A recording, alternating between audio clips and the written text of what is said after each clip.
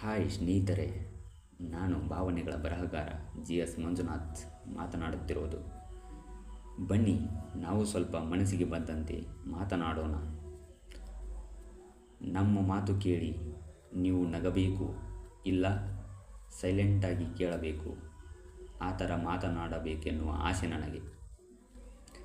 ನಾನು ಯಾವುದರ ಬಗ್ಗೆ ಸ್ವಲ್ಪ ಮಾತನಾಡುತ್ತೀನಿ ಎಂದರೆ, ನೀವು ನಿಮ್ಮ ದೋಸ್ತನನ್ನು ಕೇಳುತ್ತೀರಾ, ಡಿಗ್ರಿ ಮುಗಿದ ಮೇಲೆ ಏನು ಮಾಡ್ತೀಯೋ ದೋಸ್ತ ಅಂತ. ಅವನು ಹೇಳುತ್ತಾನೆ, ಏ ದೋಸ್ತ, ಏನೈತಿ ಜೀವನದಾಗ, ತಿಂದು ಉಂಡು ಮಜಾ ಮಾಡಿ ಒಂದು ದಿನ ಹೋಗಿ ಬಿಡೋದು ಎನ್ನುತ್ತಾನೆ. ಆಗ ನಿಮಗೆ ಆಶ್ಚರ್ಯ ಆಗುತ್ತದೆ, ಏನಿವ ಹೀಗೆ ಹೇಳುತ್ತಿದ್ದಾನೆ ಎಂದು ಆಶ್ಚರ್ಯಪಡುತ್ತಿದ್ದೀರಾ? ಜೀವನ ಎಂಬುದು ತಿಳಿದುಕೊಂಡರೆ ಅದೇ ಸ್ವರ್ಗ. ತಿಳಿಯದೇ